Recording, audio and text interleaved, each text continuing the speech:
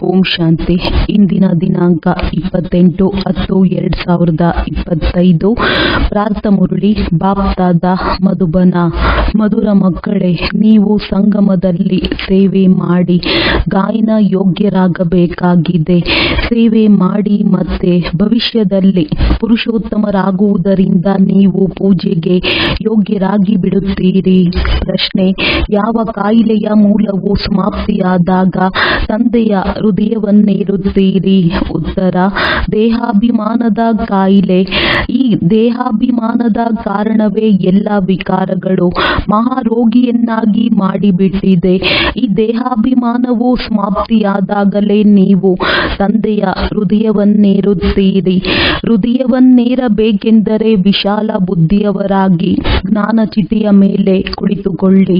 ಆತ್ಮಿಕ ಸೇವೆಯಲ್ಲಿ ತೊಡಗಿರಿ ಮತ್ತು ವಾಣಿಯನ್ನು ಓದುವ ಜೊತೆಗೆ ತಂದೆಯನ್ನು ಚೆನ್ನಾಗಿ ನೆನಪು ಮಾಡಿ. ಗೀತೆ: ಎದ್ದೇಳಿ ಪ್ರಿಯತಮೇರೆ ಎದ್ದೇಳಿ. ಓಂ ಶಾಂತಿ. ಮಧುರಾತಿ ಮಧುರ ಆತ್ಮಿಕ ಮಕ್ಕಳು, ಗೀತೆಯನ್ನು ಕೇಳಿದ್ದೀರಿ. ಆತ್ಮಿಕ ತಂದೆಯು ಈ ಸಾಧಾರಣ ಹಳೆಯ ತನುವಿನ ಮುಖದಿಂದ ಹೇಳಿದರು. ತಂದೆಯು ತಿಳಿಸುತ್ತಾರೆ, ನಾನು ಹಳೆಯ ತನುವಿನಲ್ಲಿ ಹಳೆಯ ರಾಜಧಾನಿಯಲ್ಲಿ ಬರಬೇಕಾಯಿತು. ಈಗ ಇದು ರಾವಣನ ರಾಜಧಾನಿಯಾಗಿದೆ, ಪರಶರೀರವಾಗಿದೆ. ಏಕೆಂದರೆ ಈ ಶರೀರದಲ್ಲಂತೂ ಮೊದಲೇ ಒಂದು ಆತ್ಮವಿದೆ. ನಾನು ಪರತನುವಿನಲ್ಲಿ ಪ್ರವೇಶ ಮಾಡುತ್ತೇನೆ. ಇದು ನನ್ನ ತನುವಾಗಿದ್ದರೆ ಅದಕ್ಕೆ ಹೆಸರಿರುತ್ತಿತ್ತು. ನನ್ನ ಹೆಸರು ಎಂದು ಬದಲಾಗುವುದಿಲ್ಲ. ನನಗೆ ಶಿವ ತಂದೆ ಎಂದು ಹೇಳುತ್ತಾರೆ. ಗೀತೆಯನ್ನಂತೂ ಮಕ್ಕಳು ಪ್ರತಿನಿತ್ಯವೂ ಕೇಳುತ್ತೀರಿ. ನವಯುಗ ಅರ್ಥಾತ್ ಹೊಸ ಪ್ರಪಂಚ, ಸತ್ಯಯುಗವು ಬಂದಿತೆಂದರೆ ಬಂದಿತು. ಈಗ ಎದ್ದೇಳಿ ಎಂದು ತಂದೆಯು ಯಾರಿಗೆ ಹೇಳುತ್ತಾರೆ? ಆತ್ಮಗಳಿಗೆ. ಏಕೆಂದರೆ ಆತ್ಮಗಳು ಘೋರ ಅಂಧಕಾರದಲ್ಲಿ ಮಲಗಿದ್ದಾರೆ. ತಿಳುವಳಿಕೆ ಏನೂ ಇಲ್ಲ, ತಂದೆಯನ್ನೇ ತಿಳಿದುಕೊಂಡಿಲ್ಲ. ಈಗ ತಂದೆಯು ಪುನಃ ಜಾಗೃತರನ್ನಾಗಿ ಮಾಡಲು ಬಂದಿದ್ದಾರೆ. ನೀವೀಗ ಬೇಹದ್ದಿನ ತಂದೆಯನ್ನು ಅರಿತುಕೊಂಡಿದ್ದೀರಿ. ಅವರಿಂದ ಹೊಸ ಯುಗದಲ್ಲಿ ಬೇಹದ್ದಿನ ಸುಖವು ಪ್ರಾಪ್ತಿಯಾಗುವುದು. ಸತ್ಯಯುಗಕ್ಕೆ ಹೊಸದೆಂದು, ಕಲಿಯುಗಕ್ಕೆ ಹಳೆಯ ಯುಗವೆಂದು ಹೇಳುತ್ತಾರೆ. ಇದನ್ನು ವಿದ್ವಾಂಸ, ಪಂಡಿತ ಮೊದಲಾದವರು ಯಾರೂ ತಿಳಿದುಕೊಂಡಿಲ್ಲ. ಹೊಸ ಯುಗವು ಮತ್ತೆ ಹೇಗೆ ಹಳೆಯದಾಗುವುದೆಂದು ಯಾರೊಂದಿಗಾದರೂ ಕೇಳಿದರೆ ಅವರ್ಯಾರೂ ತಿಳಿಸಲು ಸಾಧ್ಯವಿಲ್ಲ. ಇದು ಲಕ್ಷಾಂತರ ವರ್ಷಗಳ ಮಾತಾಗಿದೆ ಎಂದು ಹೇಳಿಬಿಡುತ್ತಾರೆ. ನಾವು ಹೊಸ ಯುಗದಿಂದ ಹಳೆಯ ಯುಗದಲ್ಲಿ ಹೇಗೆ ಬಂದಿದ್ದೇವೆ, ಅರ್ಥಾತ್ ಸ್ವರ್ಗವಾಸಿಗಳಿಂದ ನರಕವಾಸಿಗಳು ಹೇಗಾಗಿದ್ದೇವೆ ಎಂಬುದನ್ನು ನೀವೀಗ ತಿಳಿದುಕೊಂಡಿದ್ದೀರಿ. ಮನುಷ್ಯರು ಏನನ್ನೂ ಅರಿತುಕೊಂಡಿಲ್ಲ. ಯಾರ ಪೂಜೆ ಮಾಡುತ್ತಿದ್ದಾರೆಯೋ ಅವರ ಚರಿತ್ರೆಯನ್ನು ಅರಿತಿಲ್ಲ. ಹೇಗೆ ಜಗದಂಬೆಯ ಪೂಜೆ ಮಾಡುತ್ತಾರೆ, ಆದರೆ ಆ ಜಗದಂಬೆ ಯಾರು ಎಂಬ ತಿಳುವಳಿಕೆಯೇ ಇಲ್ಲ. ವಾಸ್ತವದಲ್ಲಿ ಮಾತೆಯರಿಗೆ ಅಂಬೆ ಎಂದು ಹೇಳಲಾಗುತ್ತದೆ. ಆದರೆ ಪೂಜೆಯು ಒಬ್ಬರದ್ದೇ ನಡೆಯಬೇಕಲ್ಲವೇ? ಶಿವ ತಂದೆಯೊಬ್ಬರದ್ದೇ ಅವ್ಯಭಿಚಾರಿ ನೆನಪಾರ್ಥವಿದೆ. ಜಗದಂಬೆಯು ಒಬ್ಬರಾಗಿದ್ದಾರೆ. ಆದರೆ ಜಗದಂಬೆಯನ್ನು ತಿಳಿದುಕೊಂಡಿಲ್ಲ. ಇವರು ಜಗತ್ತಿನ ಅಂಬೆ ತಾಯಿಯಾಗಿದ್ದಾರೆ ಮತ್ತು ಲಕ್ಷ್ಮಿಯು ಜಗತ್ತಿನ ಮಹಾರಾಣಿಯಾಗಿದ್ದಾರೆ. ಈಗ ನಿಮಗೆ ಜಗದಂಬೆ ಯಾರು ಮತ್ತು ಜಗತ್ತಿನ ಮಹಾರಾಣಿ ಯಾರು ಎಂಬುದು ತಿಳಿದಿದೆ. ಈ ಮಾತುಗಳನ್ನು ಎಂದು ಯಾರೂ ತಿಳಿದುಕೊಳ್ಳುವುದಿಲ್ಲ. ಲಕ್ಷ್ಮಿಯನ್ನು ದೇವಿಯೆಂತಲೂ ಜಗದಂಬೆಯನ್ನು ಬ್ರಾಹ್ಮಣಿ ಎಂತಲೂ ಹೇಳುತ್ತಾರೆ. ಬ್ರಾಹ್ಮಣರು ಸಂಗಮದಲ್ಲಿಯೇ ಇರುತ್ತಾರೆ. ಈ ಸಂಗಮ ಯುಗವನ್ನು ಯಾರೂ ತಿಳಿದುಕೊಂಡಿಲ್ಲ. ಪ್ರಜಾಪಿತ ಬ್ರಹ್ಮನ ಮೂಲಕ ಹೊಸ ಪುರುಷೋತ್ತಮ ಸೃಷ್ಟಿಯು ರಚಿಸಲ್ಪಡುತ್ತದೆ. ನೋಡಬೇಕೆಂದರೆ ಸತ್ಯಯುಗದಲ್ಲಿಯೇ ಪುರುಷೋತ್ತಮರು ಸಿಗುತ್ತಾರೆ. ಈ ಸಮಯದಲ್ಲಿ ನೀವು ಬ್ರಾಹ್ಮಣರು ಗಾಯನ ಯೋಗ್ಯರಾಗಿದ್ದೀರಿ, ಸೇವೆ ಮಾಡುತ್ತಿದ್ದೀರಿ. ಮತ್ತೆ ನೀವು ಪೂಜೆಗೆ ಯೋಗ್ಯರಾಗುವಿರಿ. ಬ್ರಹ್ಮನಿಗಾದರೆ ಇಷ್ಟೊಂದು ಭುಜಗಳನ್ನು ತೋರಿಸುತ್ತಾರೆ ಅಂದಾಗ ಜಗದ ಜಗದಂಬೆಗೆ ಏಕೆ ತೋರಿಸುವುದಿಲ್ಲ? ಅವರಿಗೂ ಸಹ ಎಲ್ಲರೂ ಮಕ್ಕಳಲ್ಲವೇ? ಮಾತಾಪಿತರೇ ಪ್ರಜಾಪಿತನಾಗುತ್ತಾರೆ, ಮಕ್ಕಳಿಗೆ ಪ್ರಜಾಪಿತನೆಂದು ಹೇಳುವುದಿಲ್ಲ. ಲಕ್ಷ್ಮೀನಾರಾಯಣರಿಗೂ ಸಹ ಸತ್ಯಯುಗದಲ್ಲಿ ಜಗತ್ಪಿತ ಜಗನ್ಮಾತೆ ಎಂದು ಹೇಳುವುದಿಲ್ಲ. ಪ್ರಜಾಪಿತನ ಹೆಸರು ಪ್ರಸಿದ್ಧವಾಗಿದೆ. ಜಗತ್ತಿನ ಪಿತ ಮತ್ತು ಮಾತಾ ಒಬ್ಬರೇ ಆಗಿದ್ದಾರೆ, ಉಳಿದೆಲ್ಲರೂ ಅವರ ಮಕ್ಕಳಾಗಿದ್ದೀರಿ. ಅಜ್ಮೀರಿನಲ್ಲಿ ಪ್ರಜಾಪಿತ ಬ್ರಹ್ಮನ ಮಂದಿರದಲ್ಲಿ ಹೋದಾಗ ಬಾಬಾ ಎಂದು ಹೇಳುತ್ತಾರೆ, ಏಕೆಂದರೆ ಇವರು ಪ್ರಜಾಪಿತನಾಗಿದ್ದಾರೆ. ಲೌಕಿಕ ತಂದೆಯರು ಮಕ್ಕಳಿಗೆ ಜನ್ಮ ನೀಡುತ್ತಾರೆ ಅಂದಾಗ ಅವರು ಲೌಕಿಕ ಪ್ರಜಾಪಿತನಾದರು, ಇವರು ಅಲೌಕಿಕ ಪ್ರಜಾಪಿತನಾಗಿದ್ದಾರೆ. ಶಿವ ತಂದೆಯು ಎಲ್ಲ ಆತ್ಮಗಳ ಬೇಹದ್ದಿನ ತಂದೆಯಾಗಿದ್ದಾರೆ. ಈ ಅಂತರವನ್ನು ನೀವು ಮಕ್ಕಳು ಬರೆಯಬೇಕಾಗಿದೆ. ಜಗದಂಬೆ ಸರಸ್ವತಿಯು ಒಬ್ಬರೇ ಆಗಿದ್ದಾರೆ, ಆದರೆ ದುರ್ಗಾ, ಕಾಳಿ ಇತ್ಯಾದಿ ಇಷ್ಟೊಂದು ಹೆಸರುಗಳನ್ನಿಟ್ಟಿದ್ದಾರೆ. ಅಂಬಾ ಮತ್ತು ತಂದೆಗೆ ನೀವೆಲ್ಲರೂ ಮಕ್ಕಳಾಗಿದ್ದೀರಿ. ಇವರು ರಚನೆಯಲ್ಲವೇ? ಪ್ರಜಾಪಿತ ಬ್ರಹ್ಮನ ಮಗಳು ಸರಸ್ವತಿಯಾಗಿದ್ದಾರೆ, ಅವರಿಗೆ ಅಂಬಾ ಎಂದು ಹೇಳುತ್ತಾರೆ. ಉಳಿದೆಲ್ಲರೂ ಮಕ್ಕಳಾಗಿದ್ದೀರಿ, ಎಲ್ಲರೂ ದತ್ತು ಮಕ್ಕಳಾಗಿದ್ದೀರಿ. ಇಷ್ಟೊಂದು ಮಂದಿ ಮಕ್ಕಳು ಹೇಗಾಗಲು ಸಾಧ್ಯ? ಇವರೆಲ್ಲರೂ ಮುಖ ವಂಶಾವಳಿಯಾಗಿದ್ದಾರೆ. ಮುಖದಿಂದ ಸ್ತ್ರೀಯನ್ನು ರಚನೆ ಮಾಡಿದರು, ಆದ್ದರಿಂದ ರಚಯಿತನಾದರು. ತಂದೆಯು ತಿಳಿಸುತ್ತಾರೆ, ಇವರು ನನ್ನವರಾಗಿದ್ದಾರೆ, ನಾನು ಇವರ ಮೂಲಕ ನೀವು ಮಕ್ಕಳನ್ನು ರಚಿಸಿದ್ದೇನೆ. ಎಲ್ಲರೂ ದತ್ತು ಮಕ್ಕಳಾಗಿದ್ದೀರಿ. ಇದು ಮುಖದ ಮೂಲಕ ರಚನೆಯಾಗಿದೆ. ಆತ್ಮಗಳಂತೂ ಇದ್ದೇ ಇರುತ್ತೀರಿ. ಆತ್ಮನನ್ನು ದತ್ತು ಮಾಡಿಕೊಳ್ಳಲಾಗುವುದಿಲ್ಲ. ನೀವಾತ್ಮಗಳು ಸದಾ ನನ್ನ ಮಕ್ಕಳಾಗಿರುತ್ತೀರಿ. ಆದರೆ ಈಗ ನಾನು ಬಂದು ಸಾಕಾರದಲ್ಲಿ ಪ್ರಜಾಪಿತ ಬ್ರಹ್ಮನ ಮೂಲಕ ದತ್ತು ಮಾಡಿಕೊಳ್ಳುತ್ತೇನೆ. ಆತ್ಮಗಳನ್ನು ದತ್ತು ಮಾಡಿಕೊಳ್ಳುವುದಿಲ್ಲ.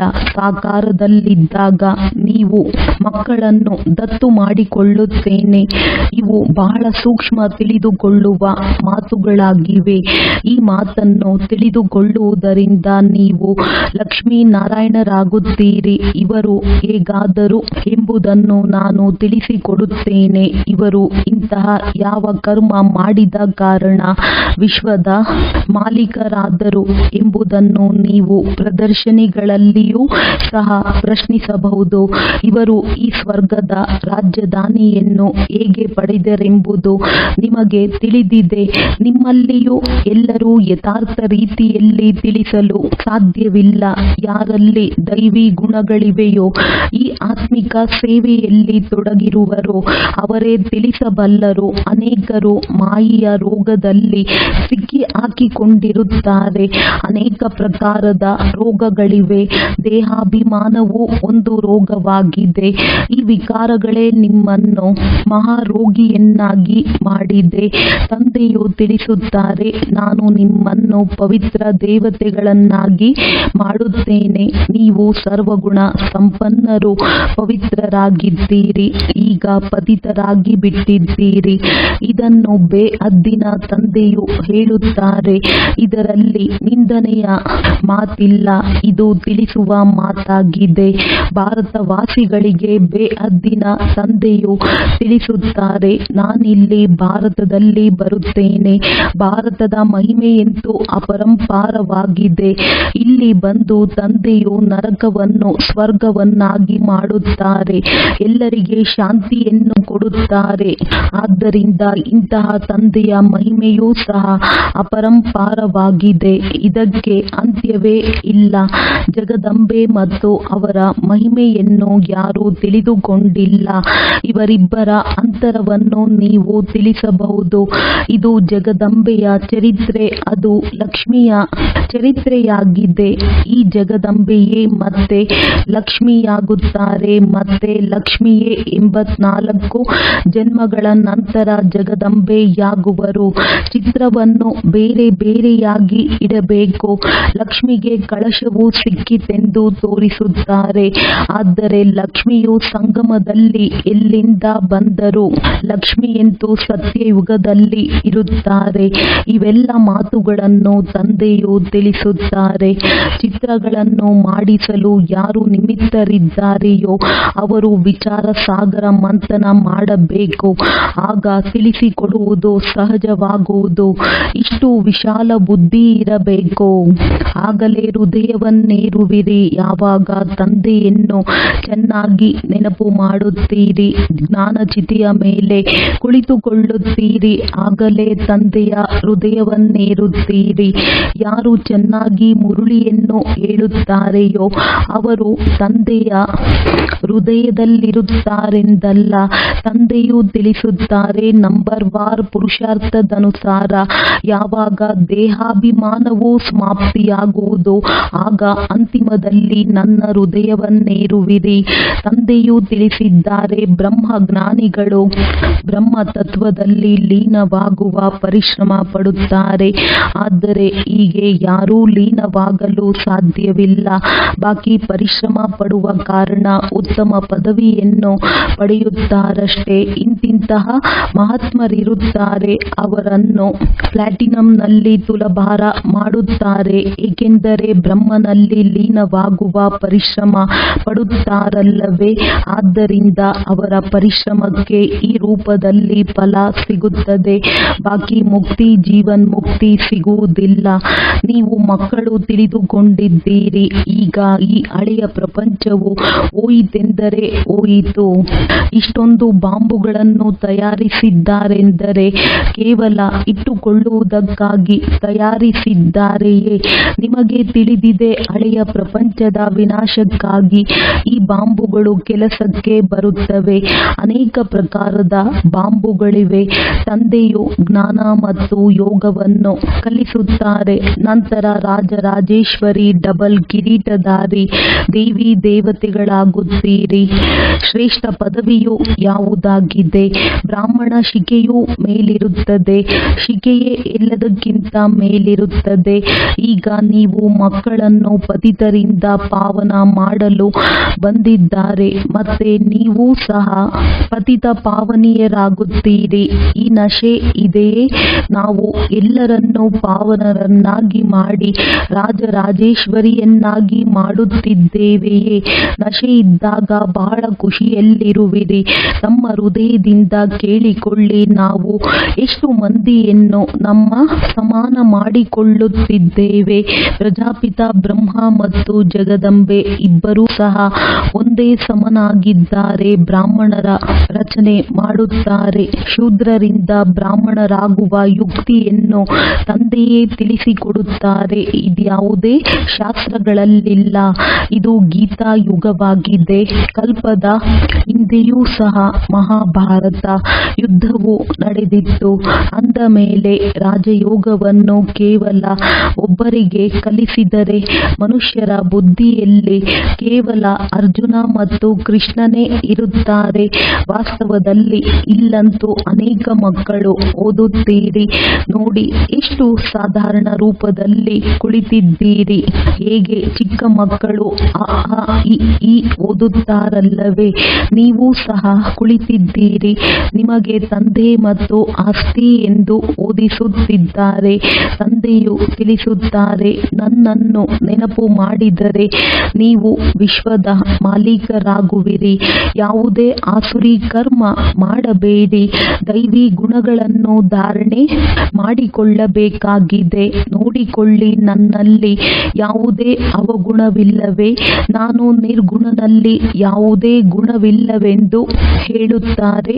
ನಿರ್ಗುಣ ಆಶ್ರಮವೂ ಇದೆ, ಆದರೆ ಅವರಿಗೆ ಅರ್ಥವೂ ಗೊತ್ತಿಲ್ಲ. ನಿರ್ಗುಣ ಅರ್ಥಾತ್ ನನ್ನಲ್ಲಿ ಯಾವುದೇ ಗುಣವಿಲ್ಲವೆಂದರ್ಥ. ಈಗ ಗುಣವಂತರನ್ನಾಗಿ ಮಾಡುವುದು ತಂದೆಯ ಕರ್ತವ್ಯವೇ ಆಗಿದೆ. ತಂದೆಯ ಮಹಿಮೆಯ ಟೋಪಿಯನ್ನು ತಮ್ಮ ಮೇಲಿಟ್ಟುಕೊಂಡಿದ್ದಾರೆ. ತಂದೆಯು ಎಷ್ಟೊಂದು ಮಾತುಗಳನ್ನು ತಿಳಿಸುತ್ತಾರೆ, ಸಲಹೆಯನ್ನು ಕೊಡುತ್ತಾರೆ. ಜಗದಂಬೆ ಮತ್ತು ಲಕ್ಷ್ಮಿಯ ಅಂತರವನ್ನು ಬರೆಯಿರಿ. ಸಂಗಮ ಯುಗದಲ್ಲಿ ಬ್ರಹ್ಮ ಸರಸ್ವತಿಯು ಸತ್ಯಯುಗದಲ್ಲಿ ಲಕ್ಷ್ಮೀನಾರಾಯಣರಿರುತ್ತಾರೆ. ಇದನ್ನು ತಿಳಿಸುವುದಕ್ಕಾಗಿ ಈ ಚಿತ್ರವಿದೆ. ಸರಸ್ವತಿಯು ಬ್ರಹ್ಮನ ಮಗಳಾಗಿದ್ದಾರೆ. ಮನುಷ್ಯರಿಂದ ದೇವತೆಗಳಾಗಲು ಓದುತ್ತಾರೆ. ನೀವೀಗ ಬ್ರಾಹ್ಮಣರಾಗಿದ್ದೀರಿ. ಸತ್ಯಯುಗಿ ದೇವತೆಗಳು ಸಹ ಮನುಷ್ಯರೇ ಆಗಿದ್ದಾರೆ. ಆದರೆ ಅವರಿಗೆ ದೇವತೆ ಎಂದು ಹೇಳುತ್ತಾರೆ. ಮನುಷ್ಯರೆಂದು ಹೇಳಿದರೆ ಅವರ ನಿಂದನೆ ಮಾಡಿದಂತಾಗುತ್ತದೆ. ಆದ್ದರಿಂದ ಅವರಿಗೆ ದೇವಿ ದೇವತೆ ಅಥವಾ ಭಗವಾನ್ ಭಗವತಿ ಎಂದು ಹೇಳುತ್ತಾರೆ. ಒಂದು ವೇಳೆ ರಾಜ ರಾಣಿಗೆ ಭಗವಾನ್ ಭಗವತಿ ಎಂದು ಹೇಳಿದರೆ ಮತ್ತೆ ಪ್ರಜೆಗಳಿಗೂ ಹೇಳಬೇಕಾಗುತ್ತದೆ. ಆದುದರಿಂದ ಅವರಿಗೆ ದೇವಿ ದೇವತೆಗಳೆಂದು ಹೇಳಲಾಗುತ್ತದೆ. ತ್ರಿಮೂರ್ತಿಯ ಚಿತ್ರವೂ ಇದೆ. ಸತ್ಯಯುಗದಲ್ಲಿ ಕೆಲವರೇ ಮನುಷ್ಯರಿರುತ್ತಾರೆ. ಕಲಿಯುಗದಲ್ಲಿ ನೋಡಿದರೆ ಎಷ್ಟೊಂದು ಜನಸಂಖ್ಯೆ ಇದೆ. ಇದನ್ನು ಹೇಗೆ ತಿಳಿಸುವುದು? ಇದಕ್ಕಾಗಿಯೇ ಗೋಲಾದ ಚಿತ್ರವು ಅವಶ್ಯವಾಗಿ ಇರಬೇಕು. ಪ್ರದರ್ಶನಿಯಲ್ಲಿ ಇಷ್ಟೊಂದು ಮಂದಿಯನ್ನು ಕರೆಸುತ್ತಾರೆ. ಆದರೆ ಕಲೆಕ್ಟರ್ ಮೊದಲಾದವರಿಗೆ ಎಂದೂ ಯಾರೂ ನಿಮಂತ್ರಣ ನೀಡಿಲ್ಲ. ಆದ್ದರಿಂದ ಇದರ ಬಗ್ಗೆ ವಿಚಾರ ಮಾಡಬೇಕಾಗಿದೆ. ಇದರಲ್ಲಿ ಬಹಳ ವಿಶಾಲ ಬುದ್ಧಿಯೂ ಬೇಕು. ತಂದೆಗೆ ಬಹಳ ಗೌರವ ಕೊಡಬೇಕು. ಹುಸೇನನ ಕುದುರೆಯನ್ನು ಎಷ್ಟೊಂದು ಶೃಂಗರಿಸುತ್ತಾರೆ. ಕುದುರೆಯು ಎಷ್ಟು ದೊಡ್ಡದಾಗಿರುತ್ತದೆ, ಅದರ ವಸ್ತ್ರವು ಎಷ್ಟು ಚಿಕ್ಕದಾಗಿರುತ್ತದೆ. ಆತ್ಮವೂ ಸಹ ಎಷ್ಟು ಚಿಕ್ಕ ಬಿಂದುವಾಗಿದೆ, ಅದರ ಶೃಂಗಾರವು ಎಷ್ಟು ದೊಡ್ಡದಾಗಿದೆ. ಇದು ಅಕಾಲ ಮೂರ್ತಿಯ ಸಿಂಹಾಸನವಲ್ಲವೇ? ಸರ್ವವ್ಯಾಪಿ ಎಂಬ ಮಾತನ್ನು ಗೀತೆಯಿಂದ ತೆಗೆದುಕೊಂಡಿದ್ದಾರೆ. ತಂದೆಯು ತಿಳಿಸುತ್ತಾರೆ, ನಾನು ಆತ್ಮಗಳಿಗೆ ರಾಜಯೋಗವನ್ನು ಕಲಿಸುತ್ತೇನೆ. ಅಂದ ಮೇಲೆ ಸರ್ವವ್ಯಾಪಿಯಾಗಿರಲು ಹೇಗೆ ಸಾಧ್ಯ? ತಂದೆ, ಶಿಕ್ಷಕ, ಗುರುಗಳು ಹೇಗೆ ಸರ್ವವ್ಯಾಪಿಯಾಗಿದ್ದಾರೆ? ನಾನು ನಿಮ್ಮ ತಂದೆಯೂ ಆಗಿದ್ದೇನೆ, ಜ್ಞಾನಸಾಗರನೂ ಆಗಿದ್ದೇನೆ. ನೀವು ಚರಿತ್ರೆ ಭೂಗೋಳವನ್ನು ತಿಳಿದುಕೊಂಡರೆ ಬೇಹದ್ದಿನ ರಾಜ್ಯವು ಸಿಗುವುದು. ದೈವಿ ಗುಣಗಳನ್ನು ಧಾರಣೆ ಮಾಡಬೇಕು. ಮಾಯೆಯು ಒಮ್ಮೆಲೆ ಮೂಗನ್ನು ಹಿಡಿಯುತ್ತದೆ, ನಡವಳಿಕೆಯು ಹಾಳಾಗುತ್ತದೆ. ಆಗ ಬಾಬಾ ನಮ್ಮಿಂದ ತಪ್ಪಾಗಿ ಹೋಯಿತು, ನಾವು ಮುಖ ಕಪ್ಪು ಮಾಡಿಕೊಂಡೆವು ಎಂದು ತಂದೆಗೆ ಪತ್ರ ಬರೆಯುತ್ತಾರೆ. ಇಲ್ಲಂತೂ ಪವಿತ್ರತೆಯನ್ನು ಕಲಿಸಿಕೊಡಲಾಗುತ್ತದೆ. ಮತ್ತೆ ಒಂದು ವೇಳೆ ಯಾರಾದರೂ ಬಿದ್ದರೆ ಅದರಲ್ಲಿ ತಂದೆಯು ಏನು ಮಾಡಲು ಸಾಧ್ಯ? ಮನೆಯಲ್ಲಿ ಮಕ್ಕಳು ಕೆಟ್ಟು ಹೋಗುತ್ತಾರೆ, ಮುಖ ಕಪ್ಪು ಮಾಡಿಕೊಳ್ಳುತ್ತಾರೆಂದರೆ ನೀನು ಇರುವುದಕ್ಕಿಂತ ಸಾಯುವುದೇ ಲೇಸೆಂದು ಮಾತಾಪಿತರು ಹೇಳುತ್ತಾರೆ. ಬೇಹದ್ದಿನ ತಂದೆಯು ಬಲೆ ನಾಟಕವನ್ನು ಅರಿತಿದ್ದಾರೆ. ಆದರೂ ಸಹ ಹೀಗೆಯೇ ಹೇಳುತ್ತಾರಲ್ಲವೇ? ನೀವು ಅನ್ಯರಿಗೆ ಶಿಕ್ಷಣವನ್ನು ನೀಡಿ ತಾವೇ ಬೀಳುತ್ತೀರೆಂದರೆ 1ಕ್ಕೆ 1000 ಪಟ್ಟು ಪಾಪವಾಗುವುದು. ಆಗ ಹೇಳುತ್ತಾರೆ, ಮಾಯೆಯು ಪೆಟ್ಟು ಕೊಟ್ಟಿತು ಎಂದು. ಮಾಯೆಯು ಈ ರೀತಿ ಪೆಟ್ಟನ್ನು ಕೊಡುತ್ತದೆ, ಒಮ್ಮೆಲೆ ಬುದ್ಧಿಯನ್ನೇ ಭ್ರಷ್ಟ ಮಾಡಿಬಿಡುತ್ತದೆ. ತಂದೆಯು ಬಹಳಷ್ಟು ತಿಳಿಸುತ್ತಾರೆ. ಕಣ್ಣುಗಳು ಬಹಳ ಮೋಸಗಾರನಾಗಿದೆ ಎಂದು ಯಾವುದೇ ವಿಕರ್ಮ ಮಾಡಬೇಡಿ. ಬಿರುಗಾಳಿಗಳು ಬಹಳ ಬರುತ್ತವೆ, ಏಕೆಂದರೆ ಯುದ್ಧದ ಮೈದಾನದಲ್ಲಿದ್ದೀರಲ್ಲವೇ? ಏನಾಗುವುದೆಂದು ತಿಳಿಯುವುದೇ ಇಲ್ಲ. ಮಾಯೆಯು ಪೆಟ್ಟನ್ನು ಕೊಟ್ಟು ಬಿಡುತ್ತದೆ. ನೀವೀಗ ಎಷ್ಟು ಬುದ್ಧಿವಂತರಾಗುತ್ತೀರಿ? ಆತ್ಮವೇ ಬುದ್ಧಿವಂತನಾಗುತ್ತದೆ ಎಲ್ಲವೇ? ಆತ್ಮವೇ ಬುದ್ಧಿಹೀನನಾಗಿತ್ತು. ಈಗ ತಂದೆಯು ಬುದ್ಧಿವಂತರನ್ನಾಗಿ ಮಾಡುತ್ತಾರೆ. ಮನುಷ್ಯರು ಬಹಳ ದೇಹಾಭಿಮಾನದಲ್ಲಿದ್ದಾರೆ. ನಾವಾತ್ಮರಾಗಿದ್ದೇವೆ. ತಂದೆಯು ತಿಳಿಸುತ್ತಾರೆ, ಮಕ್ಕಳೇ, ಯಾವುದೇ ವಿಕಾರದ ಮಾತನ್ನು ಈ ಕಿವಿಗಳಿಂದ ಕೇಳಲೇಬೇಡಿ. ತಂದೆಯು ವಿಶ್ವದ ಮಾಲೀಕರನ್ನಾಗಿ ಮಾಡುತ್ತಾರೆ. ಗುರಿಯು ಬಹಳ ಉನ್ನತವಾಗಿದೆ. ಮೃತ್ಯುವು ಸಮೀಪ ಬಂದಾಗ ನಿಮಗೆ ಬಹಳ ಭಯವಾಗುವುದು. ಮನುಷ್ಯರು ಸಾಯುವ ಸಮಯದಲ್ಲಿ ಮಿತ್ರ ಸಂಬಂಧಿಗಳು ಅವರಿಗೆ ಭಗವಂತನನ್ನು ನೆನಪು ಮಾಡಿ ಅಥವಾ ತಮ್ಮ ಗುರು ಮೊದಲಾದವರನ್ನು ನೆನಪು ಮಾಡಿ ಎಂದು ಹೇಳುತ್ತಾರಲ್ಲವೇ? ದೇಹಧಾರಿಯನ್ನು ನೆನಪು ಮಾಡುವುದನ್ನು ಕಲಿಸುತ್ತಾರೆ. ಇಲ್ಲಿ ತಂದೆಯು ತಿಳಿಸುತ್ತಾರೆ, ಮಕ್ಕಳೇ, ನನ್ನೊಬ್ಬನನ್ನೇ ನೆನಪು ಮಾಡಿ. ಇದು ನೀವು ಮಕ್ಕಳ ಬುದ್ಧಿಯಲ್ಲಿಯೇ ಇದೆ. ತಂದೆಯು ಆಜ್ಞೆ ಮಾಡುತ್ತಾರೆ, ನನ್ನೊಬ್ಬನನ್ನೇ ನೆನಪು ಮಾಡಿ, ದೇಹಧಾರಿಗಳ ನೆನಪು ಮಾಡಬಾರದು. ತಂದೆ ತಾಯಿಯೂ ಸಹ ದೇಹಧಾರಿಗಳಲ್ಲವೇ? ನಾನಂತೂ ವಿಚಿತ್ರನಾಗಿದ್ದೇನೆ, ವಿದೇಹಿಯಾಗಿದ್ದೇನೆ.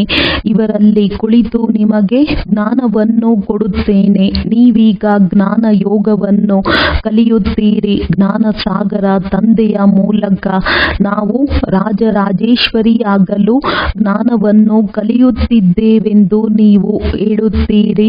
ಜ್ಞಾನಸಾಗರನನ್ನು ಜ್ಞಾನವನ್ನೂ ಕಲಿಸುತ್ತಾರೆ, ರಾಜಯೋಗವನ್ನೂ ಕಲಿಸುತ್ತಾರೆ.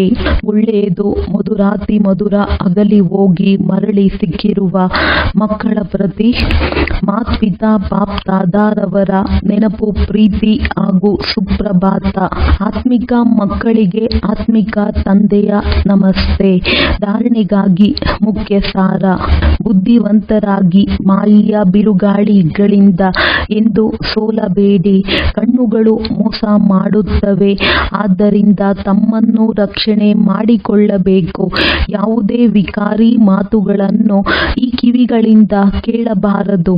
ತಮ್ಮ ಹೃದಯದಲ್ಲಿ ಕೇಳಿಕೊಳ್ಳಿ, ನಾವು ಎಷ್ಟು ಮಂದಿಯನ್ನು ನಮ್ಮ ಸಮಾನ ಮಾಡಿಕೊಳ್ಳುತ್ತಿದ್ದೇವೆ.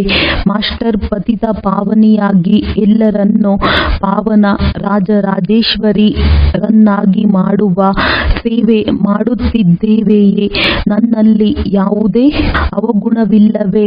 ಎಲ್ಲಿಯವರೆಗೆ ದೈವಿ ಗುಣಗಳನ್ನು ಧಾರಣೆ ಮಾಡಿಕೊಂಡಿದ್ದೇನೆ. ವರದಾನ: ಪ್ರತಿ ಸಂಕಲ್ಪ ಮತ್ತು ಕರ್ಮವನ್ನು ಶ್ರೇಷ್ಠ ಮತ್ತು ಸಫಲ ಮಾಡಿಕೊಳ್ಳುವಂತಹ ಜ್ಞಾನ ಸ್ವರೂಪ ತಿಳುವಳಿಕೆ ಭವ. ಯಾರು ಜ್ಞಾನ ಸ್ವರೂಪ ತಿಳುವಳಿಕಸ್ಥರಾಗಿ ಯಾವುದೇ ಸಂಕಲ್ಪ ಅಥವಾ ಕರ್ಮ ಮಾಡುತ್ತಾರೆ, ಅವರು ಸಫಲತಾ ಮೂರ್ತಿಗಳಾಗುತ್ತಾರೆ. ಇದರದ್ದೇ ನೆನಪಾರ್ಥ ಭಕ್ತಿ ಮಾರ್ಗದಲ್ಲಿ ಕಾರ್ಯ ಪ್ರಾರಂಭ ಮಾಡುವ ಸಮಯದಲ್ಲಿ ಸ್ವಾಸ್ತಿಕ ಬರೆಯುತ್ತಾರೆ ಮತ್ತು ಗಣೇಶನಿಗೆ ನಮಸ್ಕರಿಸುತ್ತಾರೆ. ಈ ಸ್ವಾಸ್ತಿಕ ಸ್ವಸ್ಥಿತಿಯಲ್ಲಿ ಸ್ಥಿತರಾಗುವಂತ ಮತ್ತು ಗಣೇಶ ಜ್ಞಾನಪೂರ್ಣ ಸ್ಥಿತಿಯ ಸೂಚಕವಾಗಿದೆ. ತಾವು ಮಕ್ಕಳು ಯಾವಾಗ ಸ್ವಯಂ ಜ್ಞಾನಪೂರ್ಣರಾಗಿ ಪ್ರತಿ ಸಂಕಲ್ಪ ಅಥವಾ ಕರ್ಮ ಮಾಡುವಿರಿ, ಆಗ ಸಹಜವಾಗಿ ಸಫಲತೆಯ ಅನುಭವವಾಗುವುದು. ಸ್ಲೋಗನ್: ಬ್ರಾಹ್ಮಣ ಜೀವನದ ವಿಶೇಷತೆಯಾಗಿದೆ ಖುಷಿ. ಆದ್ದರಿಂದ ಖುಷಿಯ ದಾನ ಮಾಡುತ್ತಾ ಹೋಗಿ. ಅವ್ಯಕ್ತ ಸೂಚನೆ: ಸ್ವಯಂನ ಮತ್ತು ಸರ್ವರ ಪ್ರತಿ ಮನಸ್ಸ ಮೂಲಕ ಯೋಗದ ಶಕ್ತಿಗಳ ಪ್ರಯೋಗ ಮಾಡಿ. ಹೇಗೆ ಯಾರೇ ಶಾಂತಿಯ ಸಾಧನವನ್ನು ಉಪಯೋಗಿಸಿದರೆ ಮೊದಲು ಚೆಕ್ ಮಾಡುವರು, ಲೈಟ್ ಇದೆಯೇ ಇಲ್ಲವೇ? ಈ ರೀತಿ ಯಾವಾಗ ಯೋಗದ ಶಕ್ತಿಗಳ ಗುಣಗಳ ಪ್ರಯೋಗ ಮಾಡುತ್ತೀರಿ, ಮೊದಲು ಚೆಕ್ ಮಾಡಿ. ಮೂಲ ಆಧಾರ ಆತ್ಮಿಕ ಶಕ್ತಿ, ಪರಮಾತ್ಮ ಶಕ್ತಿ ಅಥವಾ ಲೈಟ್ ಹಗುರ ಸ್ಥಿತಿ ಇದೆಯೇ? ಒಂದು ವೇಳೆ ಸ್ಥಿತಿ ಮತ್ತು ಸ್ವರೂಪ ಡಬಲ್ ಲೈಟ್ ಇದ್ದರೆ ಪ್ರಯೋಗದ ಸಫಲತೆ ಬಹಳ ಸಹಜವಾಗಿ ಪಡೆಯಬಹುದು. ಒಳ್ಳೆಯದು. ಓಂ ಶಾಂತಿ. ಓಂ